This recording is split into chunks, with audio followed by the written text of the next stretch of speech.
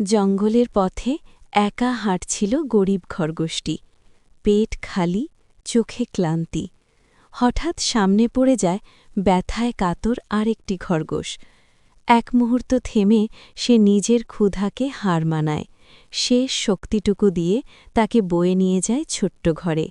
সেই রাত খাবার ছাড়াই কেটে যায় তার। পরের রাতও, আরও অনেক রাত ক্ষুধার সাথে লড়ে সে, তবু অনুশোচনা নেই। একদিন আবার খাবারের খোঁজে জঙ্গলে যায়। হঠাৎ শিকারীর ফাঁদ, পায়ে আটকায় লোহার দাঁত, কান্নায় ভেঙে পড়ে নিঃশব্দ বন। ঠিক তখনই ঝোপের আড়াল থেকে বেরিয়ে আসে এক পরিচিত চোখ, সেই আহত খরগোশটি। সে এগিয়ে আসে, দাঁতে দাঁত চেপে ছিঁড়ে দেয় ফাঁদ। গরিব খরগোশটি মুক্ত হয়।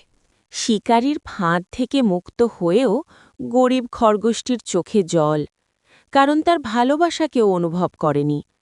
একটা লাইক, একটা সাবস্ক্রাইব হয়তো তার কান্নাটা থামাতে পারত,